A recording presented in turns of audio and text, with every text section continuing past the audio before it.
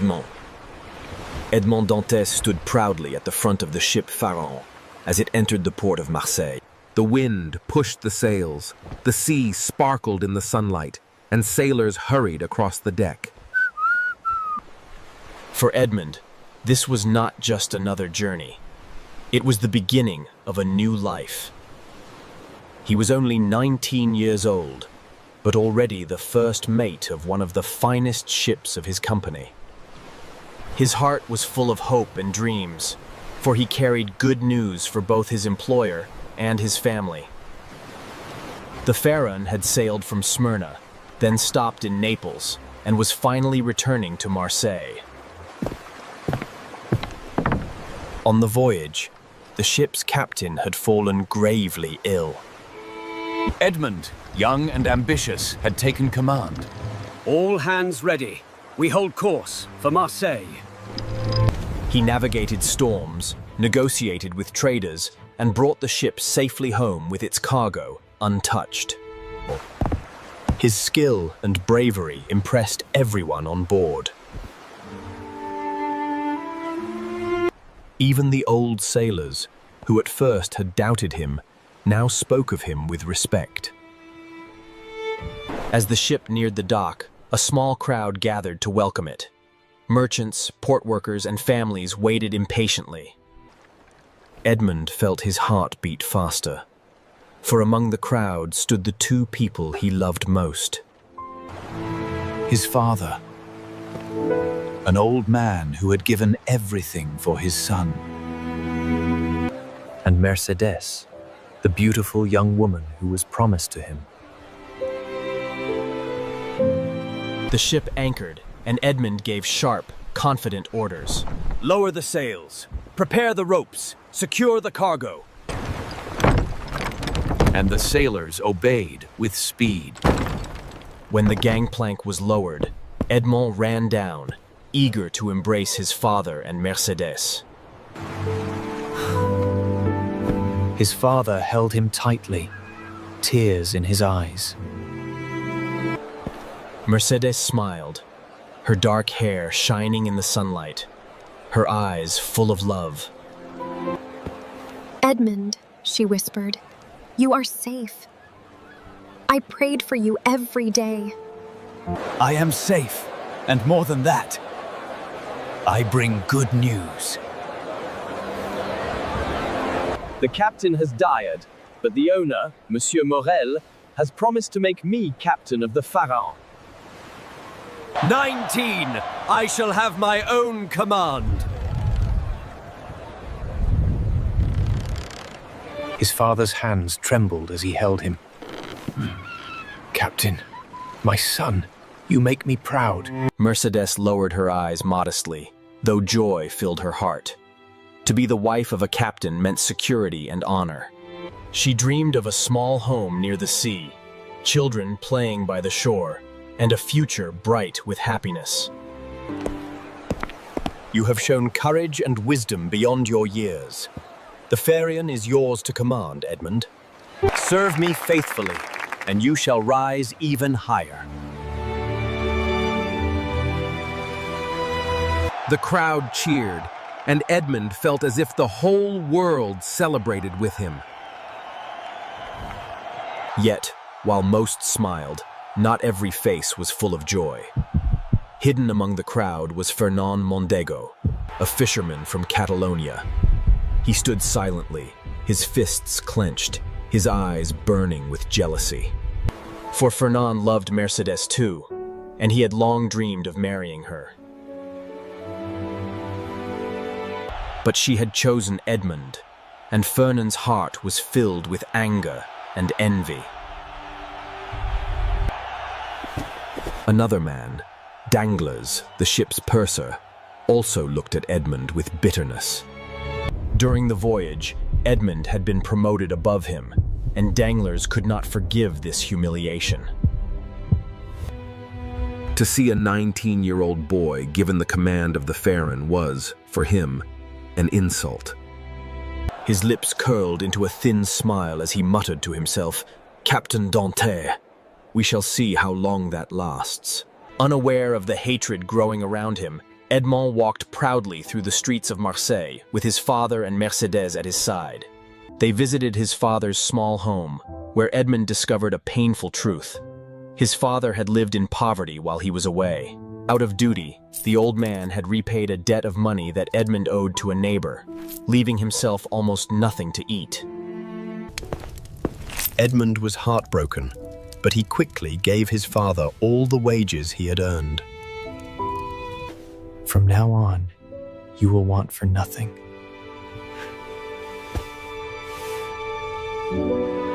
The evening brought more joy. Edmond and Mercedes walked along the shore, speaking of their future. The sea breeze touched their faces, and the horizon seemed to promise endless possibilities. They planned to marry as soon as possible. Mercedes leaned on Edmond's arm and whispered, My love, we will be together forever. I wish this happiness could last forever. It will. Nothing can take it from us. But fate had other plans. While Edmond celebrated, Danglars and Fernand met secretly in a dark tavern. They spoke in low voices, their words heavy with malice. Edmond has everything: Mercedes, success, the captaincy. While I, who has loved her since childhood, am left with nothing. And I, said Danglars, should be purser, second only to the captain. Instead, this boy takes the command, and I am forced to serve under him. His good fortune is insufferable. The two men drank coffee, their eyes filled with hatred. It was then that Danglars suggested a plan. What if Edmond were accused of being a traitor? What if someone wrote a letter to the authorities, claiming he carries messages from Napoleon's supporters? If he is arrested, he will lose Mercedes. She will be mine. Exactly. And I shall have my revenge. He will never be captain if he is in prison. That night, with careful handwriting, Danglars composed a letter. It accused Edmond Dantes of carrying a secret letter from Napoleon Bonaparte to his followers in Paris. The accusation was false, but it was dangerous. The government feared Napoleon, who had been exiled but still had many loyal supporters. To be suspected of helping him was enough to destroy a man's life. When the letter was finished, Fernand delivered it to the local prosecutor. With that single act, Edmond's future was poisoned. The next day, Edmond's friends gathered for his betrothal feast. Laughter filled the air, music played, and tables were heavy with food and drinks. Mercedes wore a simple white dress, her face glowing with happiness. Cheers answered him, and for a moment, all seemed perfect. But outside, in the shadows, soldiers approached. At the height of the celebration, the door opened, and an officer entered with cold authority. Edmond Dantes? Yes. You are under arrest by order of the king's prosecutor. The room fell silent. Mercedes gasped, Edmond's father trembled, and Edmond himself stood frozen with shock. He had done nothing wrong, yet strong hands seized him and led him away. There must be a mistake! Edmond is innocent! The feast ended in confusion and sorrow. But her words were useless. The trap had closed, and Edmond's bright future was already slipping into darkness. The celebration of Edmond Dantes' betrothal had ended in shock and silence. The music had stopped, the sweets had turned bitter in the mouths of the guests, and Mercedes's white dress, once a symbol of joy, now seemed like a garment of mourning. Edmond had been taken away by soldiers, accused of crimes he did not even understand. They cannot keep him. Edmond is innocent. Everyone knows it. Yes, child, but envy is a cruel enemy. I fear something dark has been planned. Indeed, outside the walls of their humble home, two men congratulated themselves in secret. Danglars and Fernand. They had succeeded in their scheme, and now they waited for the storm to destroy their rival. The false letter, written by Danglars and delivered by Fernand, had been placed into the hands of Gérard de Villefort, the deputy prosecutor of Marseille. Villefort was a young man of ambition, eager to rise in government. He read the accusation carefully. Edmond Dantes, sailor of the ship Pharaon, carries a letter from Napoleon Bonaparte to his supporters in Paris. At once, Villefort's face darkened.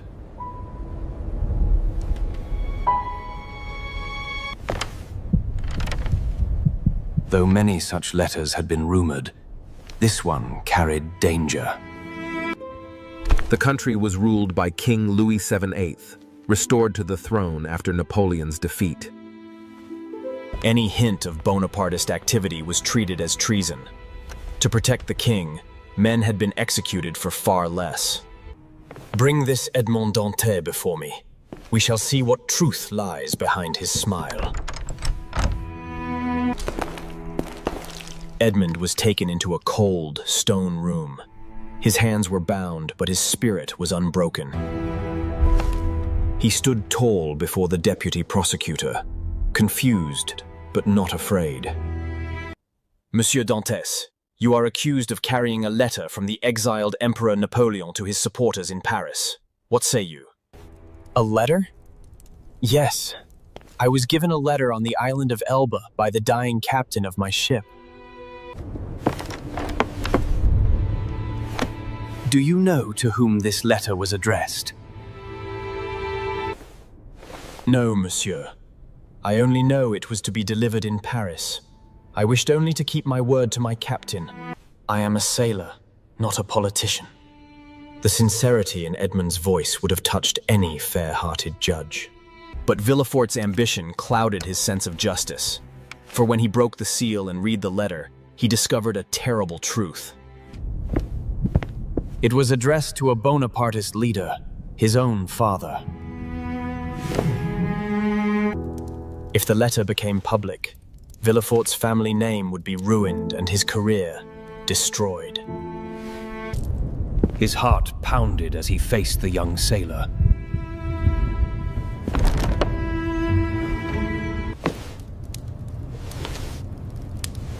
You admit to carrying this letter?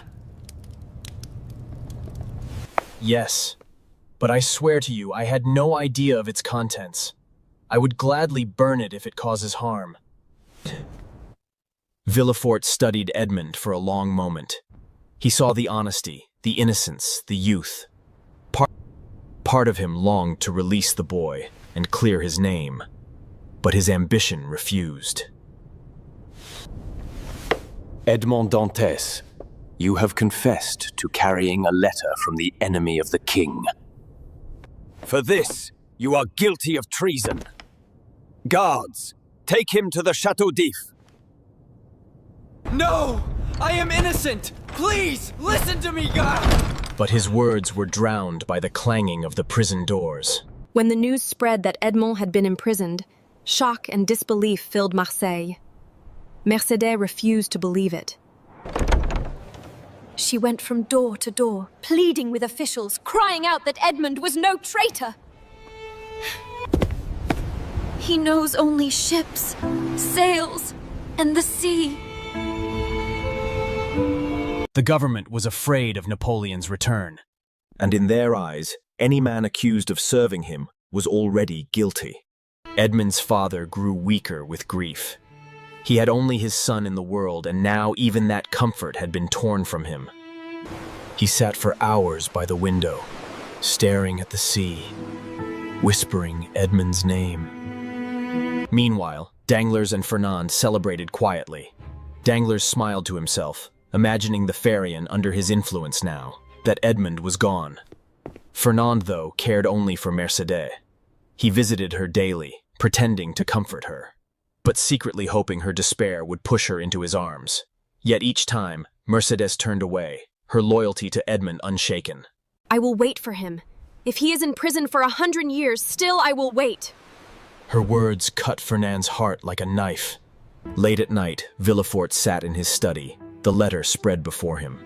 His hands shook as he read his father's name once again. If the king discovered that Gérard de Villefort's father was a traitor, all his dreams of power would collapse. His fiancée's family was royalist. His own career depended on loyalty to the crown. Everything he had worked for could vanish in an instant. I must destroy this letter.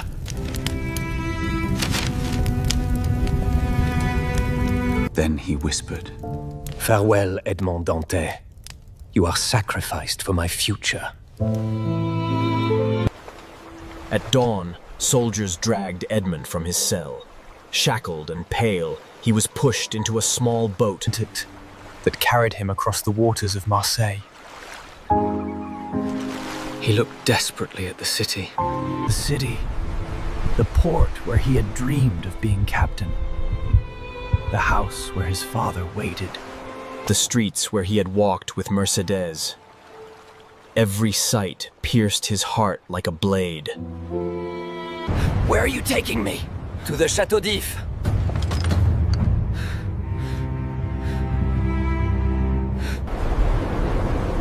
Edmund's blood turned cold.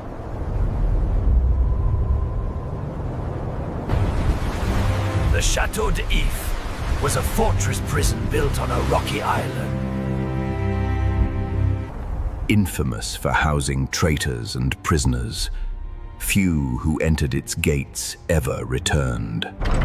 As the boat approached the dark stone walls rising from the sea, Edmund's spirit sank. He stretched out his hands toward the city, shouting, Mercedes!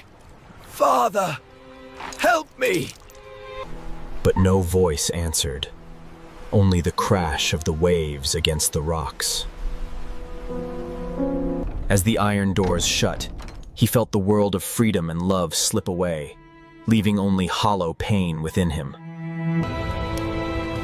Back in Marseille, Fernand and Danglars exchanged satisfied glances.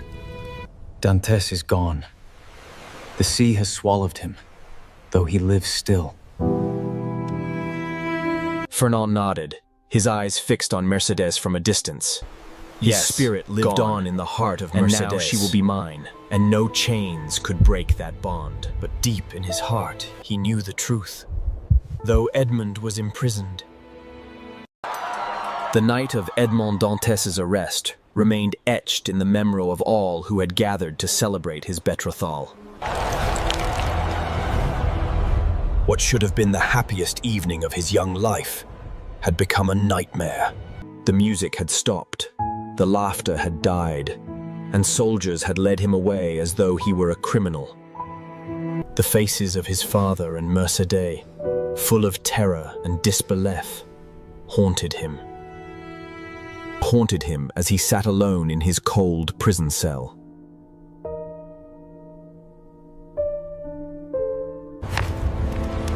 Long before the soldiers had arrived, betrayal had already taken root. Danglars, the purser of the Pharaon, and Fernand, the jealous fisherman who desired Mercedes, had finished their treacherous letter of denunciation. Together they accused Edmond of being a traitor, secretly plotting against the country. They had written with clever words, just enough truth to make the lie seem real. Edmond had indeed received a letter on the island of Elba, and he had promised his dying captain to deliver it. That innocent act of loyalty became twisted into proof of treason. When the soldiers entered the feast, Edmond had no idea of the invisible web already closing around him. I am loyal to the king. I have never spoken with enemies. I am a sailor, monsieur, nothing more. I only carried out the final wish of my captain. Villefort, however, was torn between duty and ambition. In his hand lay the very letter that condemned not only Edmond, but also Villefort's own father. If the letter were revealed, his career would collapse, his future destroyed. You admit to carrying this letter? Yes, but I did not know what it contained. I swear it, monsieur. Villefort burned the letter in secret, protecting himself, but condemned Edmund aloud. By your own confession, you carried a message from the enemy of the king. That is treason. But I am innocent. Perhaps. But the law does not ask for innocence. It asks for proof. And the proof condemns you. Back in Marseille, word spread quickly that Edmond had been taken to the Château d'If. People whispered his name in markets and taverns. Some pitied him, but others shrugged, saying, "Where there is smoke, there is fire." Only those who truly loved him, his father, Mercédès, and Monsieur Morel, refused to believe the accusations. Edmund is no traitor. His only love is the sea. But her words met closed doors and deaf ears. No one dared question the orders of the prosecutor. I swear, Edmond Dantès is a loyal and honorable man. Yet even his respected voice carried no weight against the written denunciation. While the innocent fought for Edmund, his enemies quietly rejoiced. Danglars, relieved to see the young sailor removed from command, already dreamed of power within the company. With Dantès gone, I can shape the future of the Pharaon as I please. Belling? Fernand, meanwhile, turned his eyes to Mercédès. He visited her often, pretending to be her comfort. I know you suffer. But Edmund is gone. They will not free him. You must not waste your youth in waiting. I belong to Edmund. Until the day he returns, I will not listen to another. Her loyalty stabbed Fernand with pain, but also fed his anger. Then let him rot in the Château d'If. One day you will have no choice but to turn to me.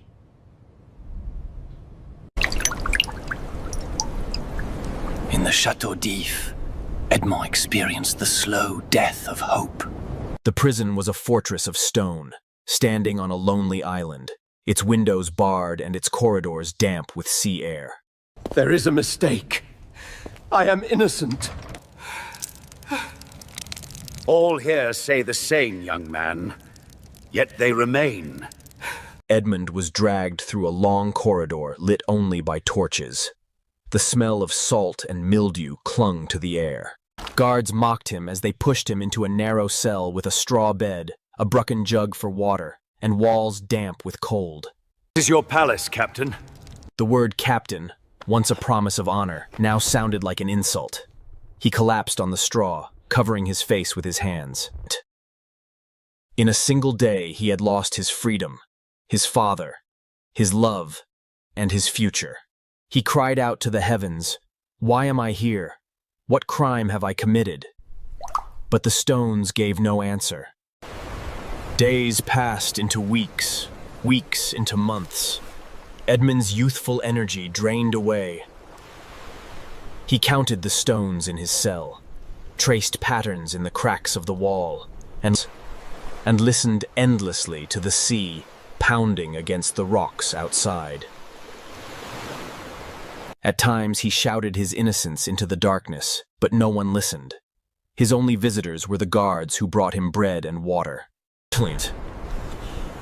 Back in Marseille, Edmond's father grew weaker each day. Without his son's support, the old man fell into poverty and despair.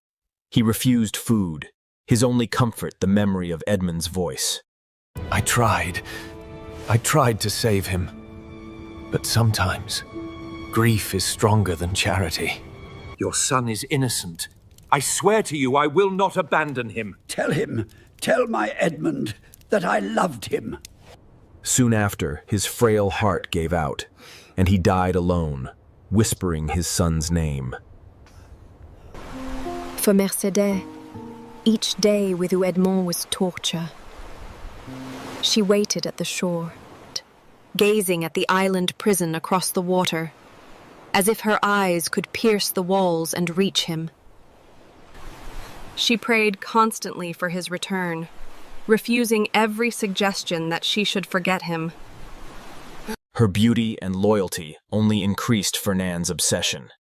He promised himself that if Edmund never returned, Mercédès would one day be his, no matter the cost. Meanwhile, Gérard de Villefort enjoyed the rewards of his betrayal. By sending Edmund to prison and destroying the letter, he had secured his position with the Royalists. He was praised for his vigilance, promoted for his loyalty, and prepared for marriage into a powerful family. Yet sometimes, late at night, he dreamed of Edmund's face, honest, confused, and pleading. The Château d'If stored like a dark sentinel in the middle of the sea.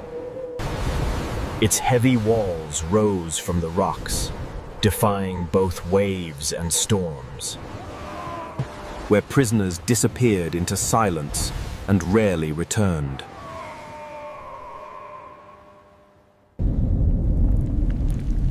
For Edmond Dantès, this fortress became his world. The iron gates had swallowed him, and now only damp stone and the sound of the sea surrounded him. Time lost its meaning inside the prison. Day and night blended together, marked only by the arrival of stale bread and dirty water. Edmund counted the stones in his cell, traced the cracks with his fingers, and tried to measure time by the thin ray of light. At first, he dreamed of rescue.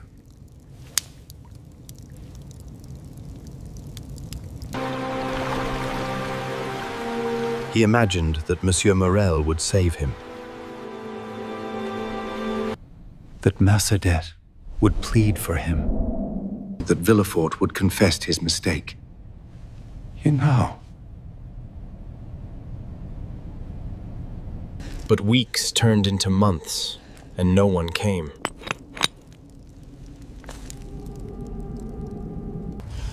The silence of the prison began to crush his spirit.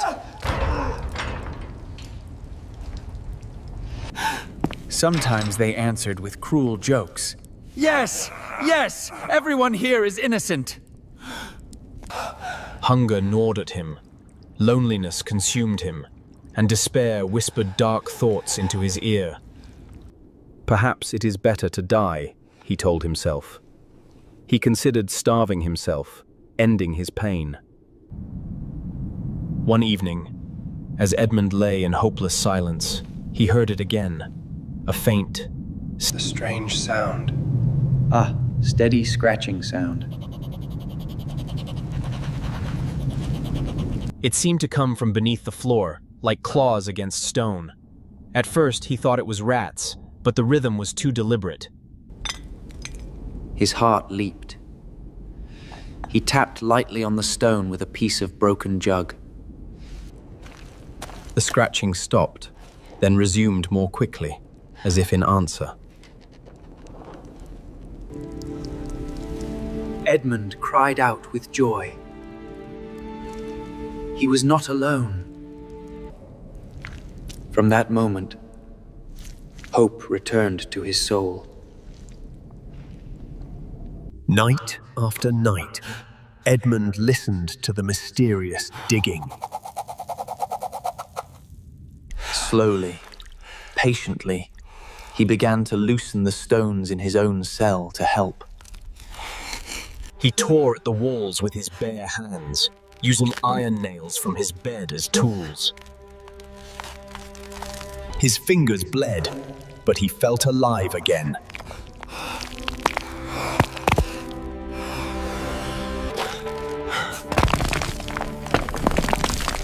After weeks of effort, a small tunnel opened. And through the dust and darkness, Edmund saw another human face. It was lined with age and wisdom. the eyes bright with intelligence. Who are you? Edmund whispered. I am Abbe Faria, a prisoner like you, replied in a low voice. The two men reached out their hands and clasped them tightly. In that moment, Edmund felt reborn. The old man explained how he had spent years trying to dig an escape tunnel. He had miscalculated and arrived at Edmund's cell instead of the outer wall. Yet he did not regret it, for now he had a companion. Abbe Faria had been imprisoned for political reasons. He had served princes, kings, and ministers. But his intelligence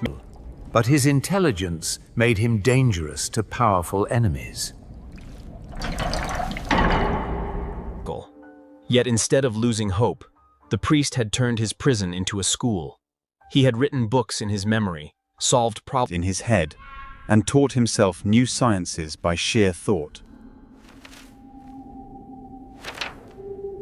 You see, my son, he told Edmund, a man may lose his freedom, but he must never lose his mind.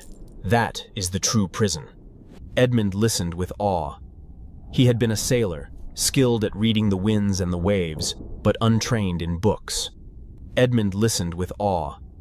He had been a sailor, skilled at reading the winds and the waves, but untrained in books. Now, locked in darkness, he found a teacher who could open doors in his mind, wider than the ocean itself. Edmund's heart filled with gratitude. I thought I would die alone. You have saved me. The Abbé smiled kindly. No, my son. Perhaps it is you who will save me. Day after day, the two prisoners widened the passage, crawling through to spend hours together. The guards suspected nothing, for Edmund and the Abbé were careful to hide their work. More than freedom, Abbe Faria gave Edmund something greater: knowledge. The old man was a priest and a scholar, fluent in languages, skilled in mathematics, history, and philosophy. He had studied politics, science, and human nature, and the islands of the prison. Since we cannot live free, the Abbé said, let us at least live usefully. So Edmund became his student. He learned Italian, English, and even some Arabic.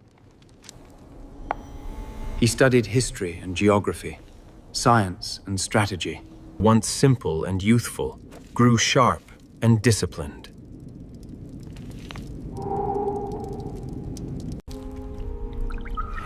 I entered this prison a sailor, Edmund thought, but I will leave it a scholar. One night, as the two men whispered in the tunnel, the Abbé grew serious. There is something more, Edmund. Something I have never told another soul. He revealed the story of a vast treasure hidden on the island of Monte Cristo. At first, Edmund thought it was a dream. Such a fortune cannot be real. The Abbé smiled. I assure you, it is real. And if ever you escape this prison, the treasure shall be yours. Promise me that you will use it wisely, not for greed, but for justice. For the first time since his arrest, he saw a future, not as a broken prisoner, but as a man with power to change his fate. The Abbé suffered from terrible seizures, violent fits that shook his body and left him weak for days. He knew his time was short. My dear Edmund, if I die before we escape, the secret of the treasure is yours. Here, I have drawn the map. Take it. Remember Monte Cristo. No, Father. You will live. Together we shall escape. But in his heart he feared otherwise. The days passed quickly now. Each time the guards left, Edmund crawled through the hidden tunnel to the abbe's cell. In the Abbey's cell, the old priest gave him lessons. They began with languages: Italian, English, and Spanish. The abbe even taught him Latin. Edmund repeated words until he could speak with fluency.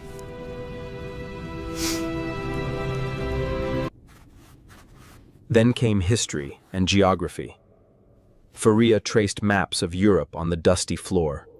He spoke of Rome, Greece, and the empires of the past.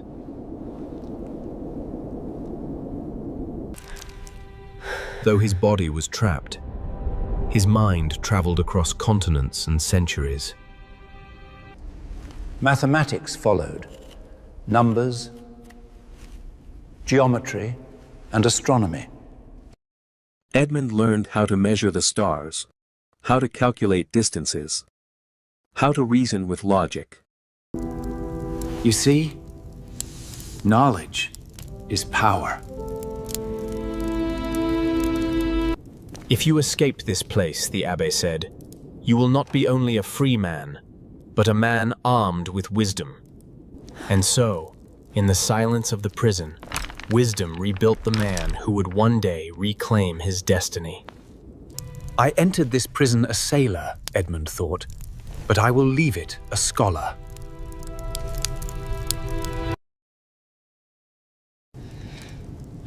More than lessons, Abbe Faria gave Edmund something he had lost: a father. My poor father died alone while I was imprisoned. The abbe placed a hand on his shoulder. Then let me be your father now. God has sent us to each other in this place. You will be my son, and I will be your teacher. From that moment, their bond deepened.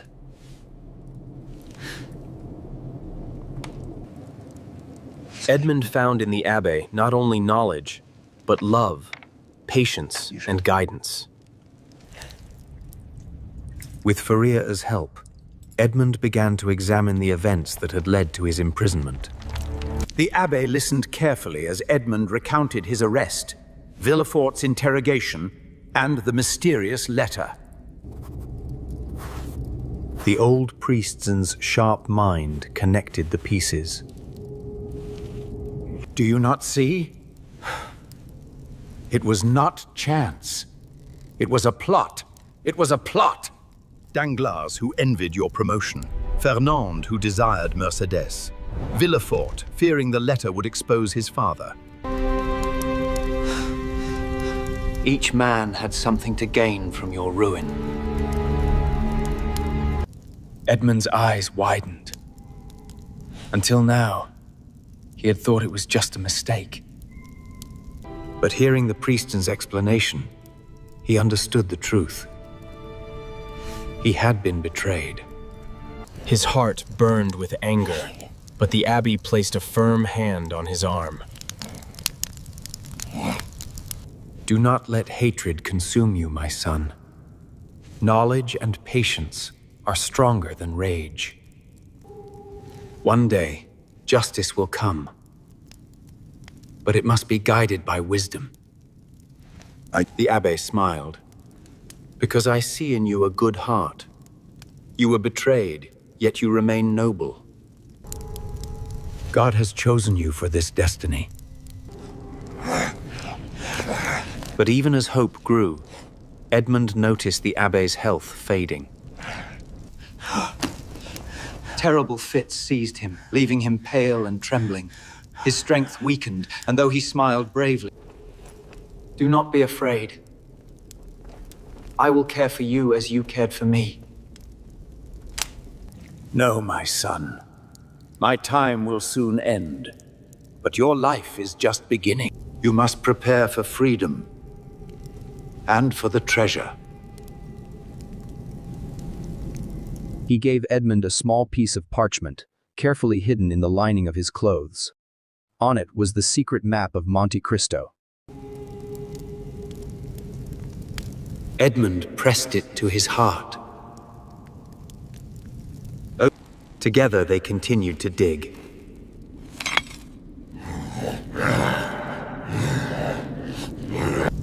The tunnel grew longer, reaching toward the sea.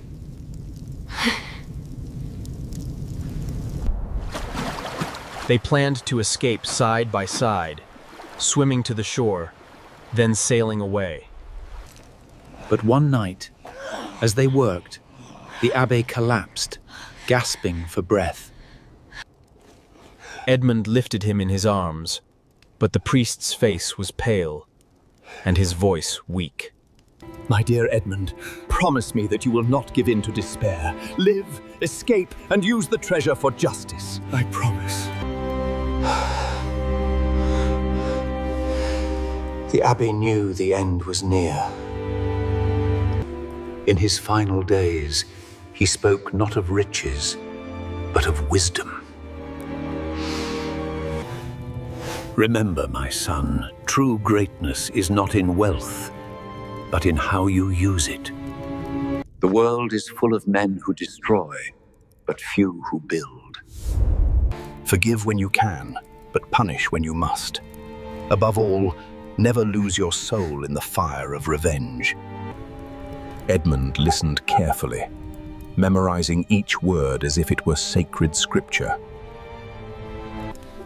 At last, one quiet evening, Abbé Faria closed his eyes for the last time. His hand rested in Edmund's, his face peaceful.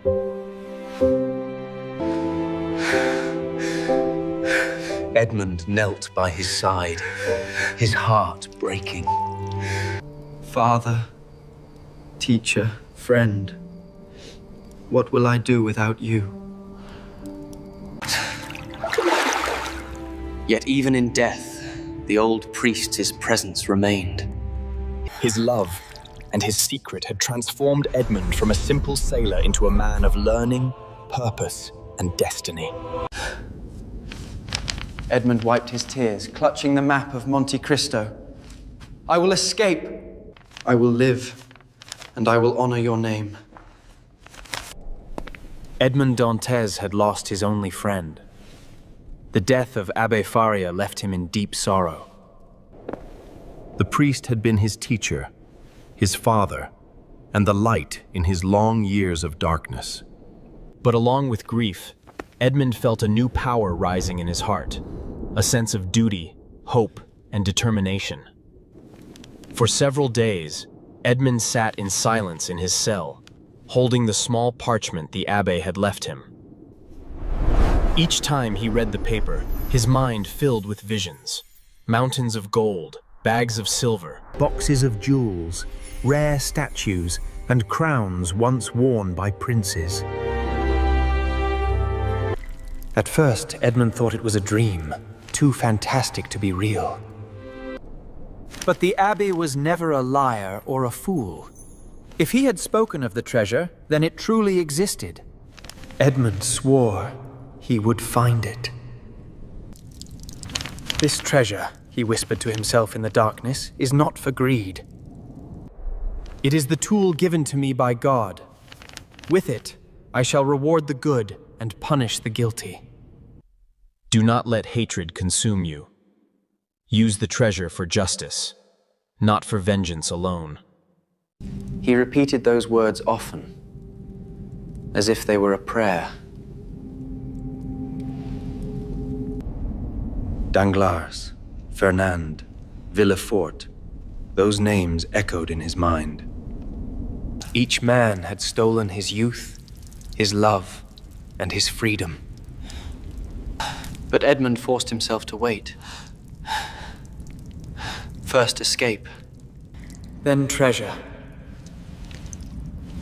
Then justice. The death of Abbé Faria gave Edmund an unexpected opportunity. The old priest is dead. We'll sew him into a sack tonight and throw him into the sea. Edmund's heart jumped. If the guards carried away a sack, Perhaps he could take the Abbey's place. In the darkness of night, no one would notice until it was too late. That evening, when the guards left, Edmund acted quickly. He dug into the priest's cell, found the body, and kissed his forehead one last time. Then, with trembling hands, Edmund laid the body in his own bed and covered it. Next, he slipped into the sack meant for the dead. He tied the rope from inside as best as he could, holding a sharp piece of iron in his hand to cut it later. His heart beat wildly. If the plan failed, he would be thrown alive into the sea and drowned. But if it succeeded, freedom awaited. Soon, 2 guards entered. Without checking, they lifted the heavy sack, carried it along the corridors, and climbed to the top of the fortress wall.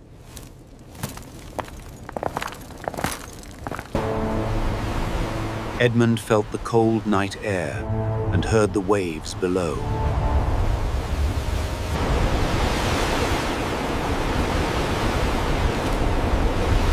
Ready? Throw him, said the other. The sack flew into the air, and Edmund plunged into the icy sea. The shock of water nearly made him scream, but he bit his lips. Weighted down by cannonballs tied to the sack, he began to sink fast. Desperate, he cut through the canvas with his iron piece, tore the rope, and swam upward with all his strength. At last, his head broke the surface. He filled his lungs with air and looked back. In front of him stretched the endless sea, his path to freedom. Edmund swam all night, guided by the stars, as he had done years before as a sailor. Exhausted, he reached a small, deserted island. There he rested, half dead but alive. The next morning, he saw a fishing boat passing. Using a piece of wood as a signal, he called out. The fishermen pulled him aboard. "Who are you?" they asked. "A poor sailor shipwrecked in the storm," Edmund replied. It was not the full truth, but it saved him. From that day, Edmund returned to the sea under a false name. He worked with sailors, hiding his real identity. Well out, waiting for the chance to reach the island of Monte Cristo. As the days turned into weeks, Edmund's mind returned again and again to the treasure. He studied maps whenever he could, searching for the location of the mysterious island. He remembered every detail of the Abbey's story: the rock formations, the hidden cave, the chest buried deep underground. At night, while the other sailors slept, Edmund whispered to himself, "Monte Cristo, the key to my destiny."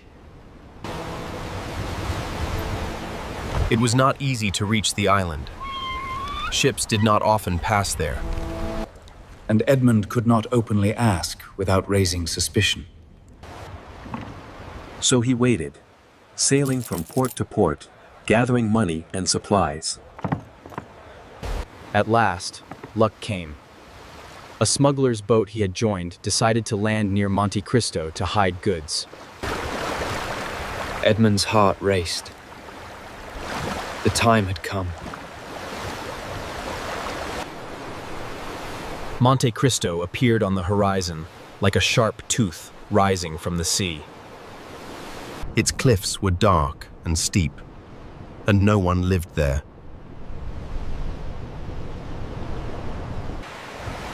To the sailors, it was a lonely, useless rock. To Edmund, it was paradise. When the others were busy unloading goods, Edmund pretended to hunt for rabbits. Carrying a pickaxe and supplies, he climbed the rocks to the secret spot described in the Abbey's papers. He searched for hours, comparing the signs. A hollow rock shaped like a cross. A small stream that ran dry in summer. A fig tree growing from stone. At last, he found the place.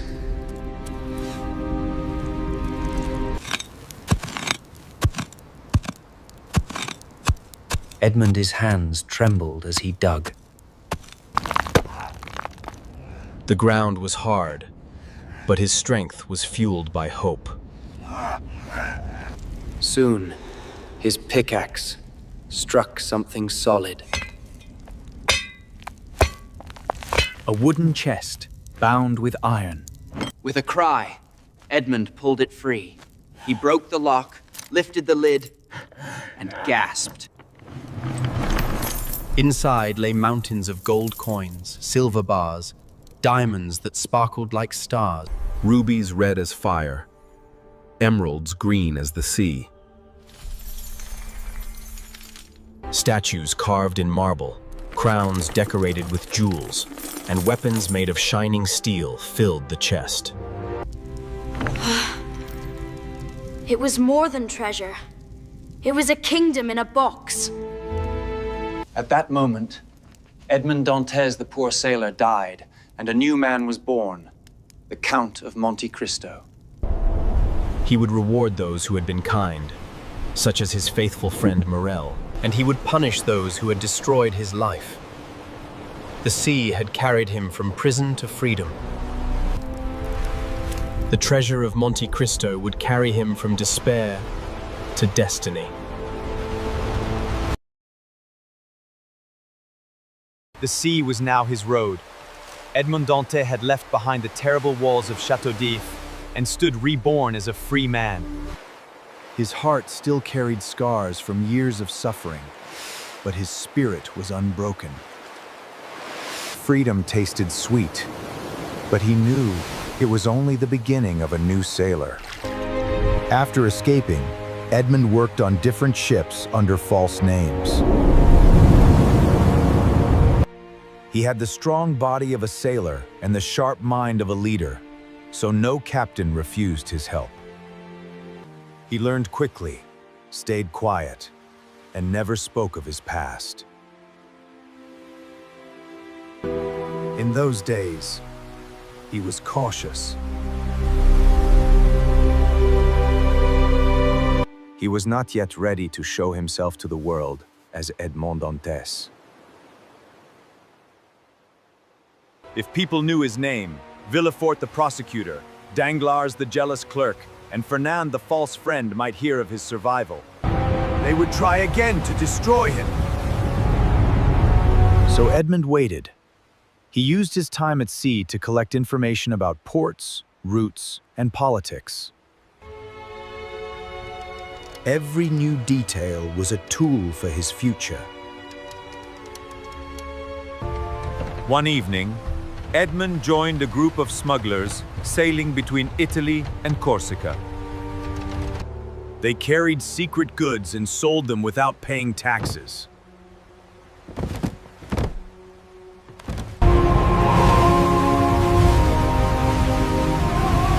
Life with them was dangerous, but useful. He gained experience, courage, and, most importantly, freedom of movement.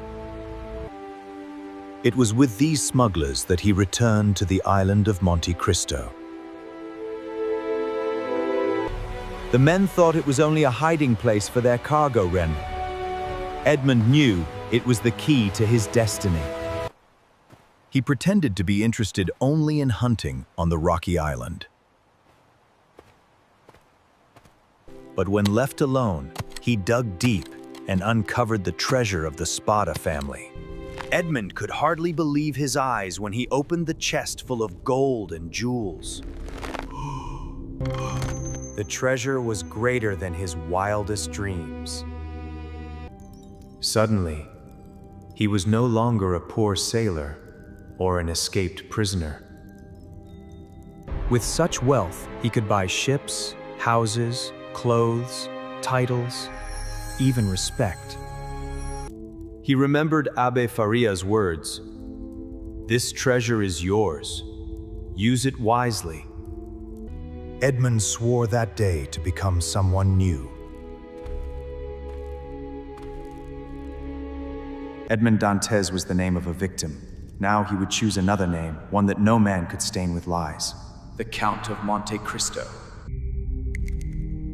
He whispered to himself, I will be the Count of Monte Cristo. Before beginning his plans, Edmund felt the need to return to his old home in Marseille.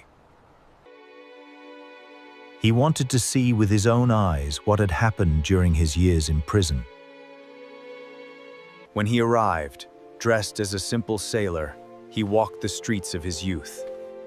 But nothing was the same. The neighbors told him the truth.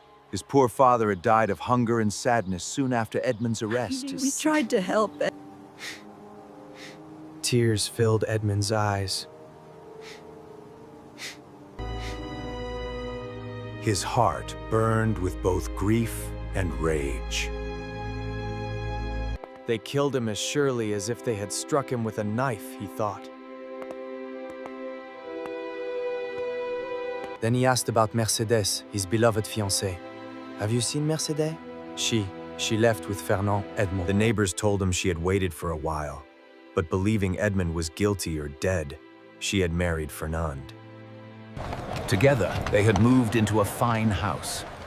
Fernand had become a respected man, even rich. Edmund's hands clenched. The man who betrayed me now lives happily with the woman I loved. It was more painful than all his years in prison.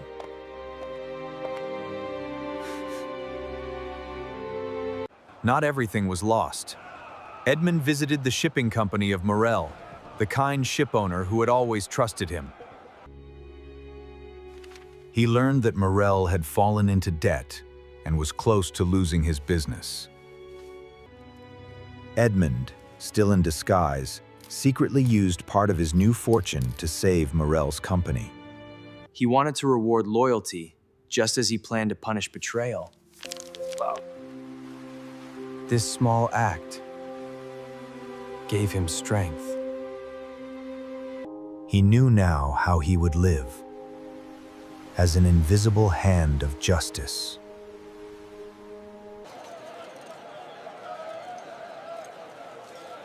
To prepare for the future, Edmund traveled widely. He visited Rome, Paris, and the great cities of the Mediterranean. With his treasure, he bought jewels, fine clothes, and even a yacht. He learned the manners of noblemen, studied languages, and moved among the wealthy without suspicion.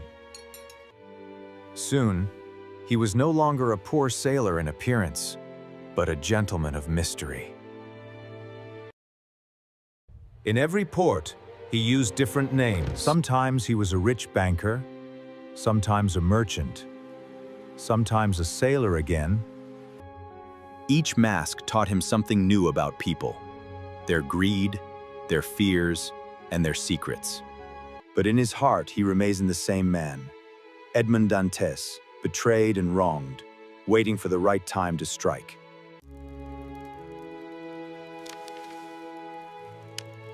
Edmund's mind worked like a machine. He made lists of his enemies: Danglars, Fernand, Villefort. Danglars, the greedy clerk who envied his success. Fernand, the false friend who stole his fiancée. Villefort, the corrupt prosecutor who condemned him to hide a family scandal. Each man had grown rich and powerful in the years of Edmund's suffering. But Edmund was patient. He would not attack in anger. He would prepare carefully, so that when the moment came, each enemy would fall by his own weakness.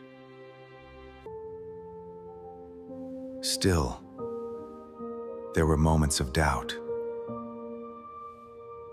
At night, when he was alone, Edmund remembered the words of Abbe Faria. "Do not let hatred destroy you." Sometimes he wondered, was he seeking justice or revenge? Could he still live as a happy man, or was his soul forever chained to the past? He tried to silence these questions.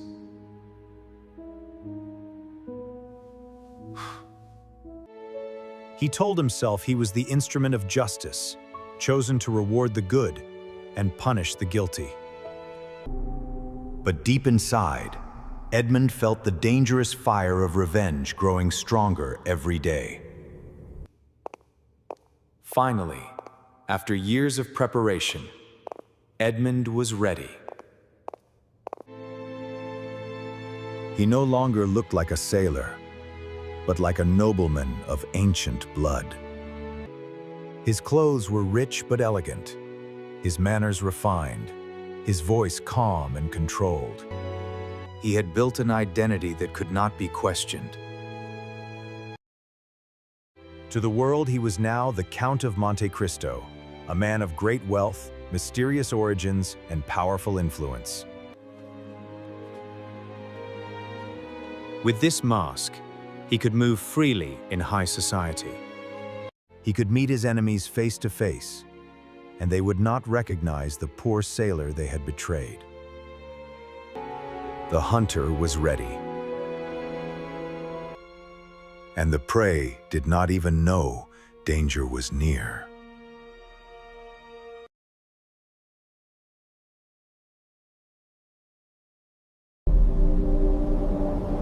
The name Monte Cristo was now more than a legend for Edmond Dantes.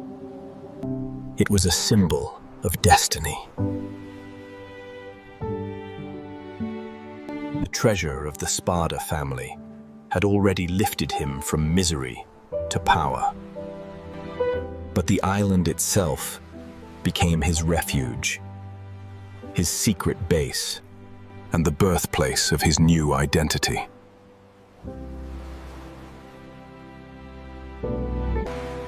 After saving Morel in secret and traveling through Europe, Edmund returned to the rocky island once again. This time, he did not come as a poor smuggler or a desperate fugitive. He came as the master of untold riches, ready to transform the barren rocks into a fortress of wealth and mystery. The smugglers who once brought him here had no idea that their hunting trip had changed his life forever. Now, Edmund returned alone with hired sailors. He ordered them to unload supplies, chests of tools, food, and equipment. The men thought he was simply a rich adventurer who wanted a private place to rest. None guessed the truth. This was his kingdom. Deep inside Monte Cristo lay the hidden caverns, where the Spada treasure had rested for centuries. Edmund entered with torches, and the golden light danced across mountains of coins. No matter how many times he looked at it, Edmund could hardly believe it was real. He arranged everything carefully. Jewels were sorted, gold weighed, and documents organized. For the world, he would always seem rich, but never reveal the full size of his fortune. Mystery was part of his weapon. On the island, Edmund built hidden storerooms and secret locks. He kept barrels of food, weapons, and clothing. He even created a hidden dock where a small boat could land unseen. Monte Cristo became more than a hiding place. It became his fortress, a place where he could retreat when needed. Whenever danger grew, he would always have this island as his refuge. To sailors and traders who passed by, it was just another rocky island in the Mediterranean. To Edmund, it was the foundation of his destiny. Each day on Monte Cristo, Edmund felt himself changing. He was no longer the simple sailor who dreamed of marrying Mercedes. That young man had been destroyed in the dark prison of Château d'If. Here, on the island, a new man was born. Mysterious, wealthy, untouchable. He chose the title Count of Monte Cristo not only to honor the island, but also to hide his past. A count had power, respect, and influence. A count could move freely in Parisian society, where sailors had no place. He practiced the noble manners he had studied in Italy and France. His speech grew calm and elegant. His movements became controlled, his face unreadable. He was creating a mask that no enemy could see through. Still, even in this paradise of gold, Edmund could not escape his memories. Sometimes he would walk along the rocky cliffs and stare at the endless sea. He remembered the nights in Chateau d'If, when he thought he would die forgotten. He remembered the last look of his father, the sweet smile of Mercédès, the cruel words of Villefort. The treasure gave him freedom, but not peace. Peace would only come with justice. Edmund used his wealth to gain more power. Disguised under different names, he lent money to merchants, funded ships, and made investments. He quickly learned how power worked in the modern world. Money opened doors more easily than swords. In Rome, he played the role of a rich banker and was welcomed in noble houses. In Paris, he appeared as a foreign aristocrat and attracted the attention of politicians. Wherever he went, people respected him, but no one truly knew him. This game of masks delighted him. It showed him how easily society could be deceived. Those who had once destroyed his life had built their fortunes on lies. Now Edmund would use lies of his own to bring them down. One evening, as the sun set over the sea, Edmund stood on a high rock of Monte Cristo. Gold is nothing without purpose. I swear to use this treasure to reward the faithful and punish the wicked. Danglars, Fernand, Villefort, you shall see justice.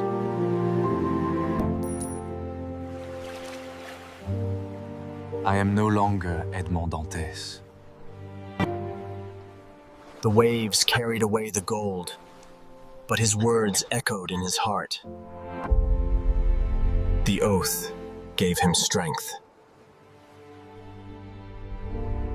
He divided the treasure into parts and placed them in different banks across Europe. He divided the treasure into parts and placed them in different banks across Europe. This way, no single government or thief could take everything from him. He ordered documents proving noble ancestry, created with the help of experts he paid well. Soon, no one would doubt that the Count of Monte Cristo was of ancient and respected blood. The Count of Monte Cristo was no longer an idea. He was now a living reality, prepared to enter the world stage. Yet, even with all his success, Edmund sometimes felt a shadow in his soul. Abbé Faria's last words returned to him. Be careful, Edmund. Do not let hatred eat your heart. Was he becoming too focused on revenge? Could a man build happiness only on destruction? Edmund left Monte Cristo with a final look. The island would remain his secret, his fortress, and his name. As his yacht sailed away, the island stood behind him like a silent guardian. The next part of his journey awaited him in Paris, where his enemies had built their lives of wealth and lies. Edmond Dantes, once a prisoner without hope, now sailed as the mysterious Count of Monte Cristo. The game of revenge was about to begin.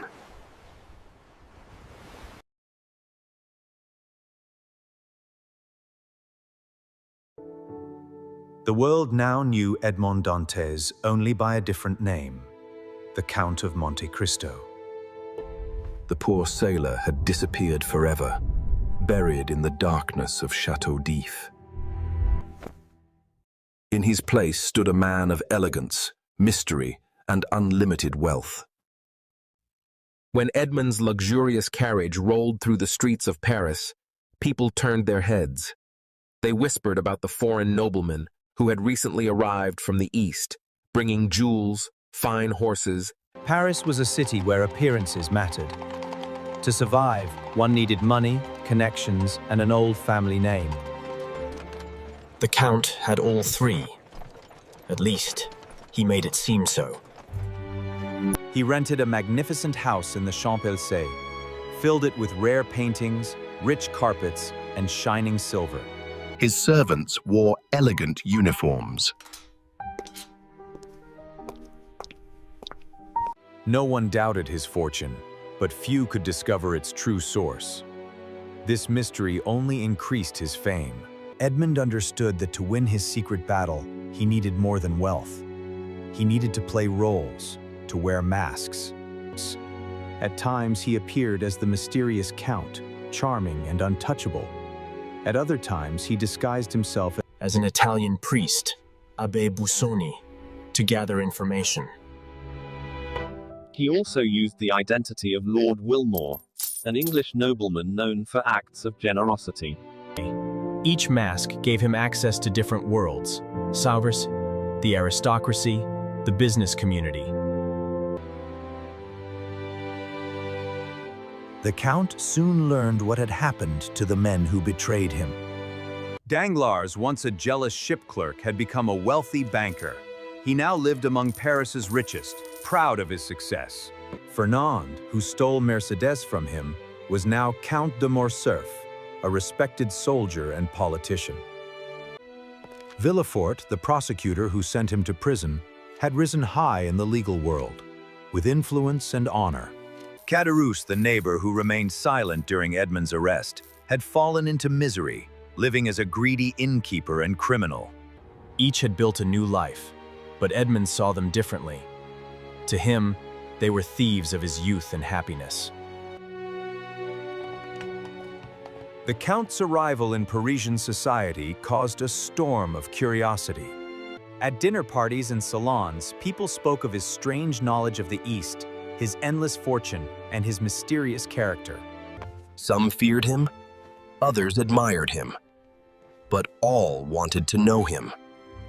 He never revealed too much about himself, and this silence made him even more interesting.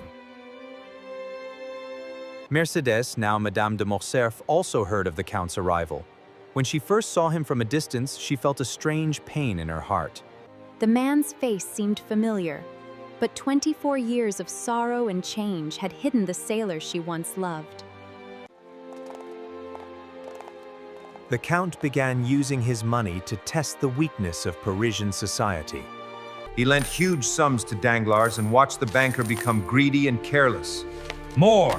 More gold! I need more! He gave rich gifts to influential families, ensuring they opened their doors to him. Oh, Count, this is too generous. We are honored. He also rewarded the good.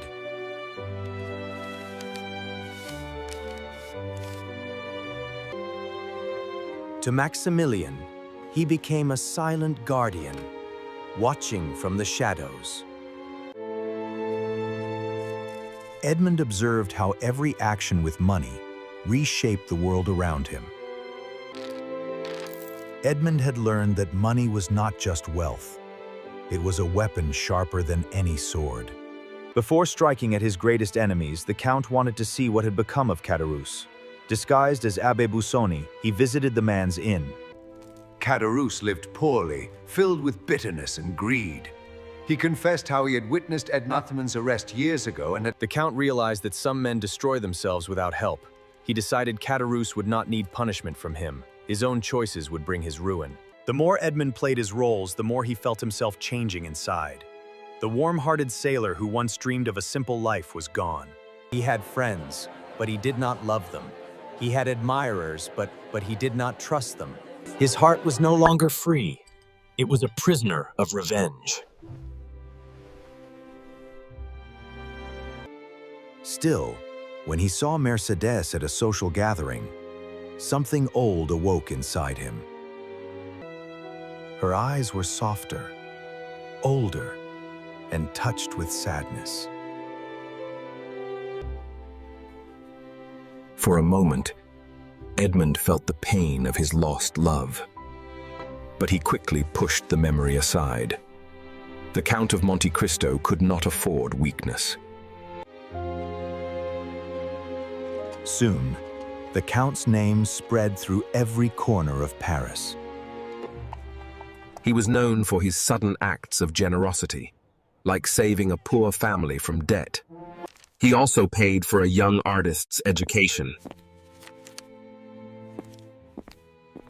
No one could resist his influence. Doors opened, secrets were revealed, and his enemies welcomed him into their homes without suspecting who he really was. Late at night, in his grand house, the Count sometimes stood before a mirror. He saw the elegant nobleman staring back at him, but deep inside he still felt the shadow of Edmond Dantes. He remembered the prison walls, his father's lonely death, and his stolen love. These memories reminded him why he wore the mask. I will not stop. Justice will be done. The guilty will fall. And I, the Count of Monte Cristo, will see it happen.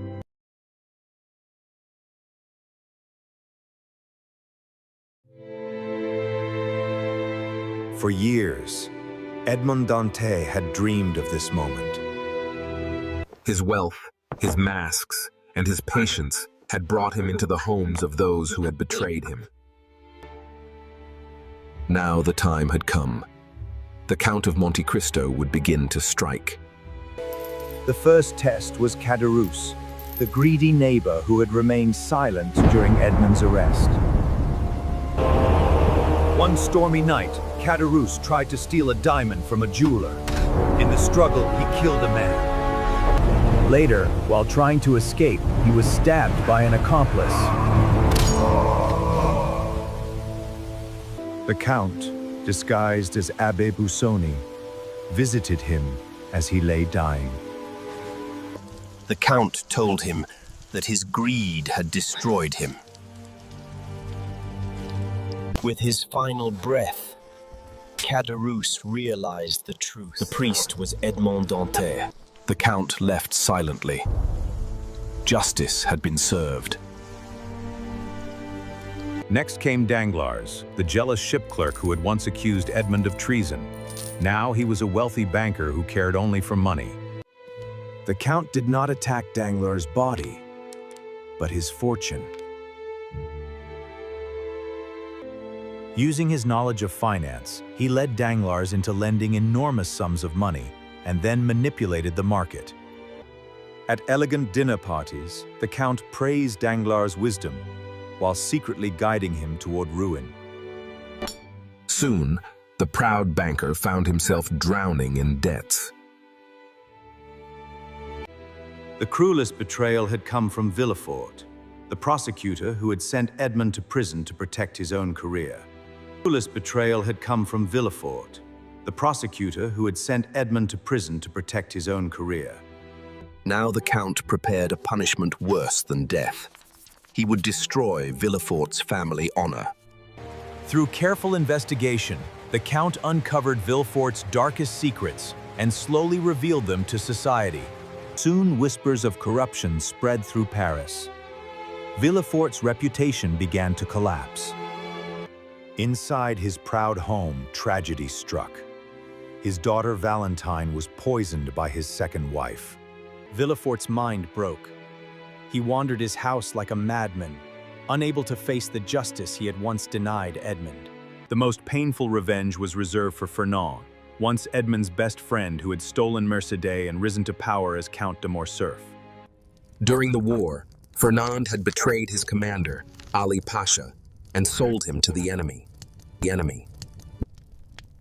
The Count gathered witnesses, letters, and proof of Fernand's crime. At a government trial, the crimes were revealed. Paris gasped in horror as Fernand was exposed as a traitor.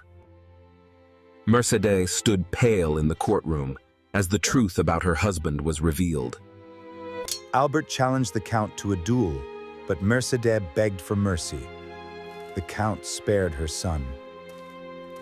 Shamed, abandoned, and dishonored, Fernand ended his own life. Each act of justice gave Edmund a strange satisfaction. Yet with each victory, he felt a new emptiness growing inside him. Sometimes, late at night, he asked himself a troubling question. Was he truly the hand of justice, or only another man blinded by hatred?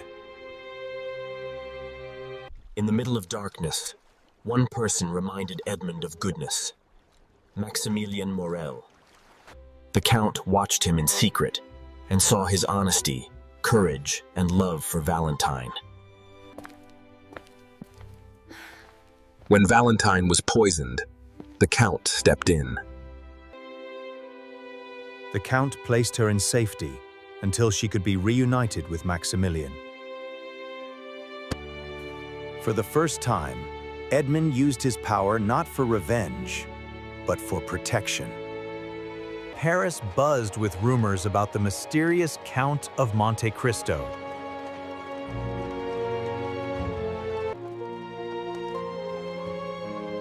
Some said he was an angel, others believed he was a devil. But only Edmund knew the truth. He was a man who had suffered deeply and who had chosen to punish those who had stolen his life.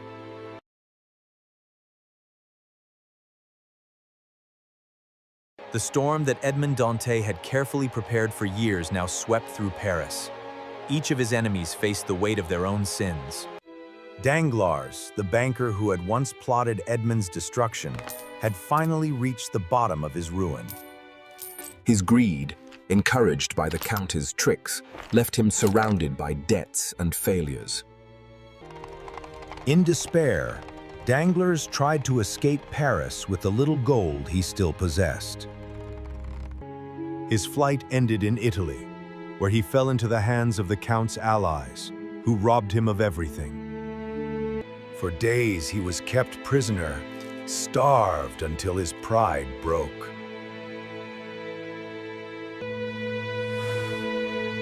When at last the Count himself appeared, Danglars fell to his knees. Danglars cried, "Who are you?" Edmund replied, "I am Edmond Dantes." Danglars wept, pleading, "Spare me, at least my life." Edmund remained calm. Edmund spared his life. His punishment was to live empty, dishonored, and alone. If Danglars was ruined by greed, Villefort was destroyed by ambition. The Count had revealed every secret of Villefort's past. The once proud prosecutor stood pale and broken as society turned against him. The crimes of his second wife, the poisoning in his house, all of it had become public. When Villefort returned home, he found his wife and son dead by poison. Madness overcame him as guilt destroyed his brilliant mind. Mercedes had lost her husband and nearly her son.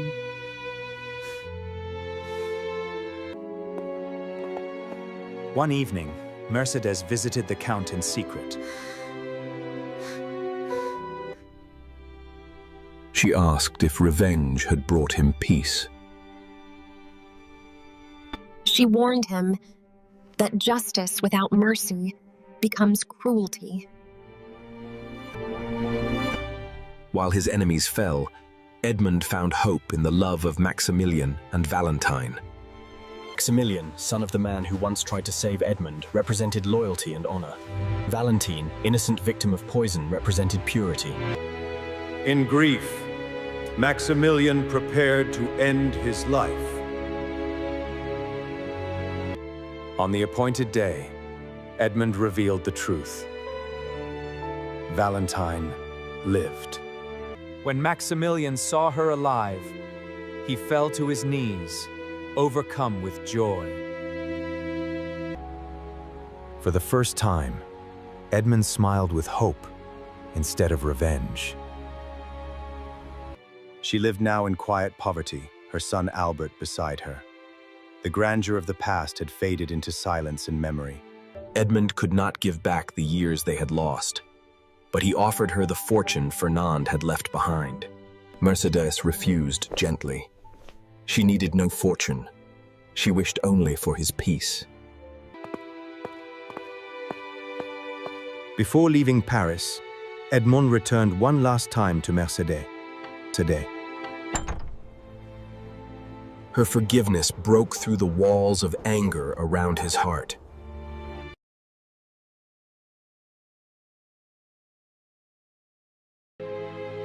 The storm had passed.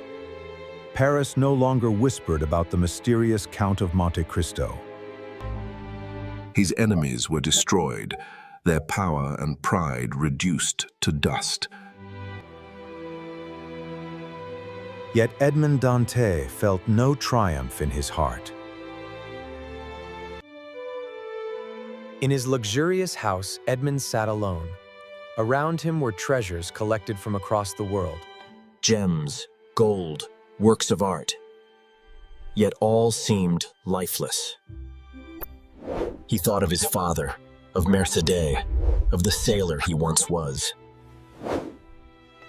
Have I killed that man forever? He whispered to himself. One morning, Edmond visited Mercedes one last time. She now lived quietly in a small house by the sea with her son Albert. "You still carry the man I once loved," she said. "But he is buried beneath anger.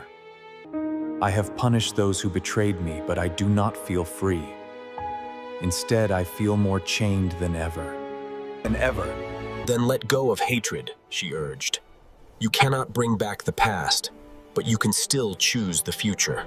Before leaving, Edmond gave Albert the fortune of his father, Fernand. "Use it to build a new life, a life of honor." Albert swore to live with courage and honesty. Mercedes thanked Edmond with silent tears. Edmond's last act of kindness was for Maximilien Morel and Valentine Villefort.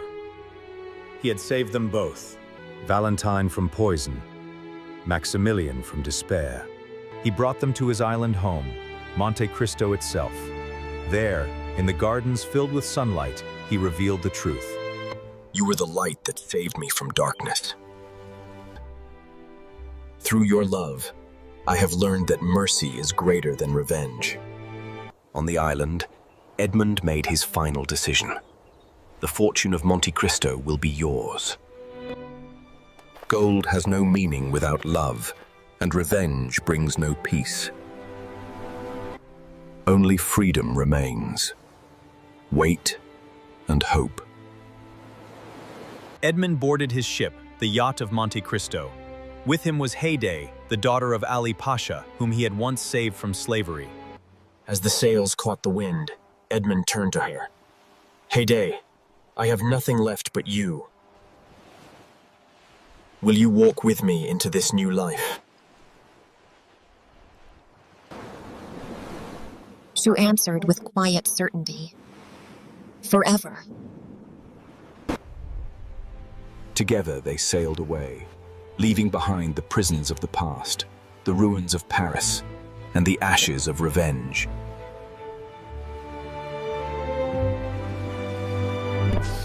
The sun rose on the horizon, bright and full of promise. For the first time in decades, Edmond Dantès felt truly free.